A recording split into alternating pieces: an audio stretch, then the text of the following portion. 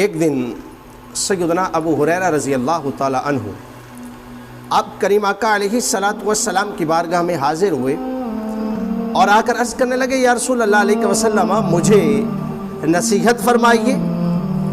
تو حضور صلی اللہ علیہ وسلم نے کیا نصیحت فرمائی، ذرا سماعت کیجئے۔ کریم آقا صلی اللہ علیہ وسلم نے فرمایا، ان ابی ہریرہ ان رجلا قال للنبی صلی اللہ علیہ وسلم اوصنی قال لا تغضب فردد مرارا قال لا تغضب۔ حضور صلی اللہ علیہ وسلم نے ارشاد فرمایا کہ آپ کوئی نصیحت فرما دیجئے، تو حضور صلی اللہ علیہ وسلم نے فرمایا کہ غصہ نہ ہوا کر، غصہ نہ ہوا کر۔ انہوں نے کئی مرتبہ یہ سوال کیا اور نبی کریم صلی اللہ علیہ وسلم نے ہر مرتبہ یہی فرمایا کہ غصہ نہ ہوا کر۔ میرے دوستو بھائیو، یہ بخاری شریف کی حدیث پاک ہے جو میں نے آپ کے سامنے عرض کی ہے۔